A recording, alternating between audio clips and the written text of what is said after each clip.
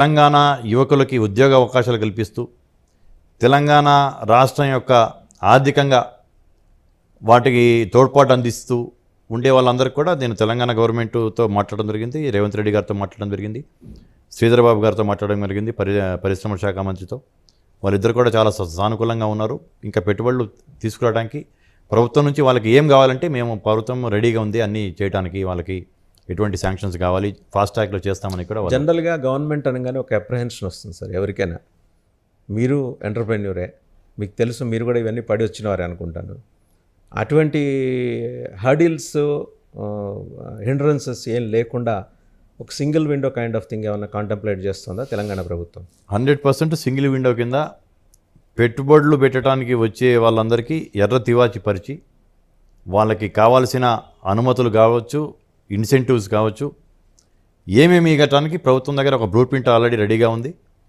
ఇంకా ఏదైనా కావాలంటే కూడా అప్పటిదప్పుడు కొన్ని నిర్ణయాలు తీసుకొని, డెసిషన్స్ తీసుకొని, ఇంకా ఏదైనా వాళ్ళకి ఇదిగో ఈ యొక్క ట్రాక్లో వెళ్తే మాకు ఈ ఇబ్బందులు వస్తున్నాయండి, ఈ హడిల్స్ ఉన్నాయని చెప్పేసి కనుక వాళ్ళు చెప్తే దాన్ని కూడా అప్పటిదప్పటికి సవరించేసేసి మార్పులు చేసుకొని కూడా ఇండస్ట్రియల్ ఫ్రెండ్లీ గవర్నమెంట్ కింద, ఇన్వెస్ట్మెంట్ ఫ్రెండ్లీ గవర్నమెంట్ కింద తెలంగాణ ప్రభుత్వం, ఇప్పుడు కాంగ్రెస్ ప్రభుత్వం, రేవంత్ రెడ్డి గారు ముఖ్యమంత్రిగా ఉన్న ప్రభుత్వం, దీన్ని we are open to any amendments, alterations in the system. Right. Coming back to ఇంకా రొటీన్ పొలిటికల్ అఫైర్స్లోకి వస్తే, దానికన్నా ముందు మీరు ముఖ్యమంత్రి రేవంత్ రెడ్డి గారు బాల్యమిత్రులు. ఐ థింక్ స్కూల్ డేస్ నుంచి మీరు కాలేజ్ క్లాస్మేట్స్ మీ ఏవి కాలేజ్ అని దోమలగూడలో ఆంధ్ర విద్యాలయ అని ఉంది. మాది 89-92 డిగ్రీ క్లాస్మేట్స్ మేము. ఓకే. సో అప్పుడు ఎట్లా అంటే అప్పటి నుంచి ఆయనకి ఏదో ఒక సాధించాలి ఆ సంకల్పం, అంటే తనకి అప్పటి నుంచి కూడా ఒక గమ్యాన్ని నిర్దేశించుకొని ఆ గమ్యాన్ని ఎలా చేరాలి, దానికి ఎంత కష్టపడాలి అనే దాన్ని ఒక ప్రణాళిక వేసుకోవటం అనేది విద్యార్థి దశ నుంచే మాకు అతని యొక్క ప్రణాళికలు, అతని యొక్క కష్టపడే తత్వం అనేది చూస్తున్నాం.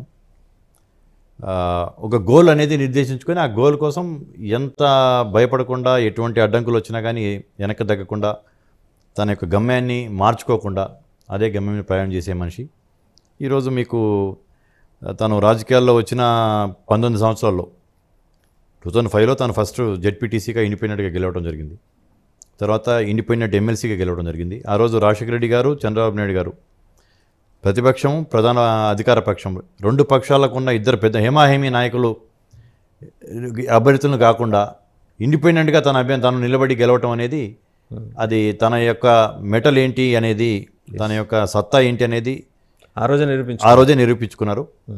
ఆ తర్వాత కూడా తన అవకాశాలు వచ్చినా, ప్రభుత్వంలో రూలింగ్ పార్టీలోకి రమ్మని అవకాశాలు వచ్చినా, ఆ రోజు కాంగ్రెస్ పార్టీ నుంచి నా మిత్రుడు కావటం వల్ల నేనే ఇండిపెండెంట్గా ఎమ్మెల్సీగా ఉన్నావు కాబట్టి మరి కాంగ్రెస్ పార్టీకి వస్తావా, అసోసియేట్ అవ్వమన్నా, వస్తే కాంగ్రెస్ పార్టీ నుంచి ఎమ్మెల్యేగా ప్రయత్నం చేయొచ్చు అంటే కూడా తను ప్రతిపక్షంలో వెళ్ళి ప్రతిపక్షం నుంచి పోరాడి నాయకుడికి ఎదగాలి అనే దాని మీద ఉన్నాడు. కానీ అధికార పక్షంలో వచ్చేసేసి దాంట్లో లబ్ధులు పొందాలనే టైప్ కావటం వల్ల టీడీపీలోకి వెళ్ళటం జరిగింది.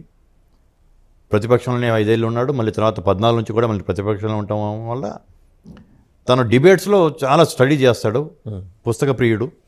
ఏ పుస్తకం కనిపించినా దాంట్లో నుంచి తనకి సబ్జెక్ట్ ఏదైనా ఉంటే ఆ పుస్తకం చదవటం అనేది మొదలు పెడతాడు. చదివి మొత్తం అయిపోయిన దాకా ఆపడు దాన్ని.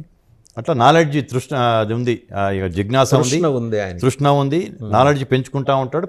మీకు అతని యొక్క స్పీచెస్ కావచ్చు, మంచి ఆరేటరీ స్కిల్స్ ఇది కావచ్చు. అప్పటి నుంచి అంతేనండి ఆయన. కాలేజ్ డేస్ నుంచి కూడా మంచి ఆరేటరీ స్కిల్స్ ఉన్నాయి. అండ్ మంచి ఆర్టిస్ట్ కూడా. ఇప్పుడు మిమ్మల్ని ఇక్కడ కూర్చోబెట్టేసి మీ బొమ్మ వేసేయగలడు. అంత ఫైన్ ఆర్ట్స్లో అంత మాస్టర్ దాంట్లో. ఓ టైంలో తను బిజీగా ఉండే, ఆ టైంలో అమెరికాలో ఉండటం వల్ల కుదరలేదు. కానీ మైక్రోసాఫ్ట్ వాళ్ళు తెలుగు లిపి తయారు చేసేటప్పుడు వారి యొక్క ఎగ్జిక్యూటివ్స్ వాళ్ళకి ఏదో కన్సర్న్ వాళ్ళు రేవంత్ రెడ్డి గారిని అప్రోచ్ కావడం జరిగింది. ఆ టైం నేను అందుబాటులో లేకపోవటం, అంటే తెలుగులో లిపి తయారు చేసేటప్పుడు రేవంత్ రెడ్డి గారితో రాపించుకుందాము ఆ లిపి తయారు చేయడానికి అనేది కూడా అనుకోవడం జరిగింది. ఓకే. ఆ తర్వాత ఆ టైంలో ఇక ఈయన లేకపోవటము, బాపు గారు టైం ఇవ్వటము, బాపు గారితో రాపించుకున్నారు తెలుగు లిపి. అంటే బాపు గారితో రాపించుకున్న వాళ్ళు రేవంత్ రెడ్డి గారిని కూడా రాపించుకుందామని ఆలోచించారంటే తన దస్తూరి ఎంత ముత్యాల్లాగా ఉంటాయనే దానికి అది ఒక చిన్న ఎగ్జాంపుల్. మనం ఇక్కడ దస్తూరి గురించి అంటే ఎన్టీ రామారావు గారు. ఆయన దస్తూరి మీరు ముత్యాలన్నారు కదా, అచ్చం అట్లనే ఇప్పటికీ కూడా ఆయన రాసిన లెటర్స్ అట్లాగా సోషల్ మీడియాలో. నేను చూడలేదు అన్ఫార్చునేట్లీ. అండ్ అదృష్టం రేవంత్ రెడ్డి గారు ఏది బీయింగ్ ఎ పొలిటీషియన్, ఆయన దస్తూరి ఎక్కడ కూడా ఇబ్బంది లేకుండా ఇప్పటికీ అలా మెయింటైన్ చేస్తున్నారంటే ద షోస్ ఈజ్ కమిట్మెంట్. భాష మీద, అక్షరాల మీద ఆయనకున్న ప్రేమ అంటే ఎప్పుడు ఏదో ఒకటి నేర్చుకుందామనే యొక్క ఆ జిజ్ఞాస అనేది అవసరం. చాలే మనం నేర్చుకుందాము. ఇప్పుడు ఐన్స్టీన్ అంటుంటారు, మీరు ప్రపంచంలో అందరికంటే మేధావి కదా మీరు అని చెప్పేసి అడిగారంట ఆయన్ని. అడిగితే సముద్రపు ఒడ్డున గులకరాలు ఏరుకుంటున్నాను నేను, ఇంకా నేను నేర్చుకోవాల్సింది సముద్రం అంతా ఉంది అని చెప్పి అంటారు ఆయన. అంటే ప్రపంచ మేధావి అయినా ఆయన ఇంకా గులకరాలు ఏరుకునే పనిలో ఉన్నాను, ఇంకా సముద్రం అంతా ఉంది అని. గోడంత లోతుంది అక్కడ వెళ్ళి చూస్తే. అట్లా నేర్చుకోవటం అనేది అది నెవర్ ఎండింగ్ ప్రాసెస్. ఆసక్తి ఉండాలి. అది రేవంత్ రెడ్డి గారికి ఉంది. ఇప్పుడు యంగ్, డైనమిక్, అగ్రెసివ్. అంటే అగ్రెసివ్ అనేది డెసిషన్స్ మేకింగ్లో ప్రజలకి, బీద ప్రజలకి, అవసరాలు ఉన్న ప్రజలకి ఏం చేయాలనే దాని మీద అగ్రెసివ్. అలాగే కాకుండా ఫిట్నెస్ కూడా. ముఖ్యమంత్రిని చూడంగానే అంతకుముందు పెద్ద పెద్దాలను చూడటం జరిగింది, వేరే రాష్ట్రాల్లో కూడా పెద్ద పెద్దాలు 70 ఏళ్ళు 80 ఏళ్ళు వచ్చిన వాళ్ళని చూడటం జరిగింది. ఈ యువకుడు ఉత్సాహంగా ఉన్న అతను, ఫిట్నెస్ కూడా ఉన్న అతన్ని చూడటం వల్ల ఆ గవర్నమెంట్కి ఒక రకమైన పాజిటివ్ వైబ్రేషన్స్తో యువతలో కూడా అదిగో ఈజ్ అవర్ చీఫ్ మినిస్టర్ చెప్పుకోవడానికి కూడా ఎదిగొండే ఆ టైప్ తన డెసిషన్స్ ఉంటాయి. అంత కష్టపడుతున్నాడు. దాదాపు రోజుకి 17-18 గంటలు తను పనిచేస్తున్నాడు. మీరు అన్నారు కాబట్టి మనోహర్ పారికర్ గారికి ఈ రకంగా రికగ్నిషన్ ఉంది. ఇంతే సింపుల్గా ఉండేవారు ఆయన కూడా. మళ్ళీ తర్వాత రేవంత్ రెడ్డి గారిని చూస్తున్నాం. అంటే కేజ్రీవాల్తో ఆయన సింపుల్గా ఉన్నప్పటికీ ఒక బ్యూరోక్రటిక్ మైండ్ సెట్ తోటి ఉంటారు.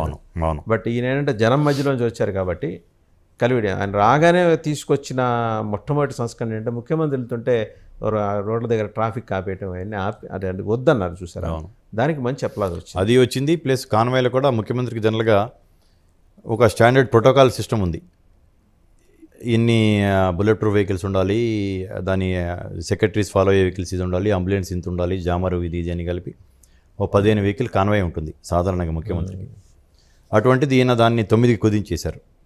ఇంకా తగ్గిమంటే కూడా అధికారులు సార్ అంతకంటే తగ్గిలేమేమో అంటే మినిమం ప్రోటోకాల్ మీరు పాటించాల్సిందే సార్ అంటే 9 కుదించటం.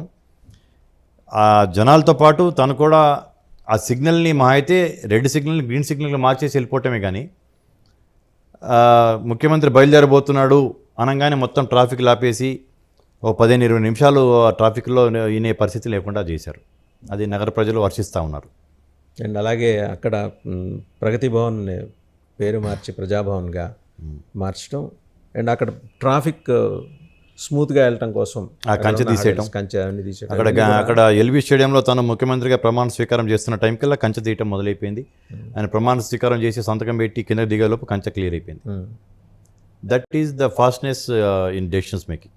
కాంగ్రెస్ పార్టీ అంటే మీరు చిన్ననాటి నుంచి మీరు కాంగ్రెస్ పార్టీతో అసోసియేట్ చేయడానికి మధ్యలో ఎక్కడ డివేట్ అవ్వలేదు, మీరు అలాగే నిలబడ్డారు. అలాగే మీ మిత్రుడిని ఆ రోజు రమ్మని అడిగితే ఆయన రాలే, నేను ఇండిపెండెంట్గా ఎదుగుతానన్నారు. తర్వాత he has chosen his way. So Congress పార్టీలో డిడ్ యూ ఐడెంటిఫై ఎనీ లెక్కునా అండి, అంటే ఏదో లోపం ఉందని ఐడెంటిఫై దాన్ని భర్తీ చేయడానికి వచ్చి ఎదిగారా ఆయన?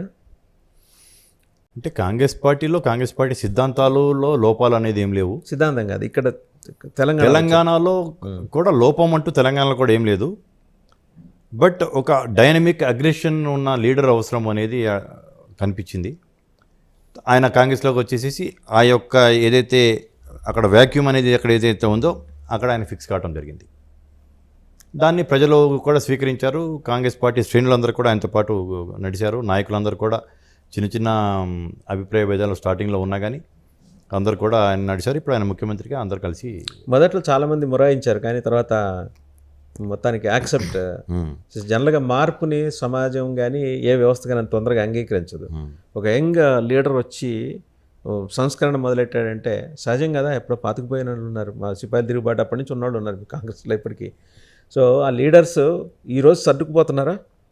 కాంగ్రెస్ సర్దుకుపోవటం అనే పదం కరెక్ట్ కాదేమో కానీ అందరూ సంతోషంగా కాంగ్రెస్ పార్టీ ఇది మన ప్రభుత్వము, ఇందిరమ్మ రాజ్యం వచ్చింది, సోనియమ్మ ఏదైతే కలలు కని తెలంగాణ ప్రజలకి ఏదైతే ఫలాలు అందాలని చెప్పేసి ఆమె అయితే తెలంగాణ ఇచ్చిందో పక్క రాష్ట్రంలో నష్టపోతామని తెలిసి కూడా రాజకీయంగా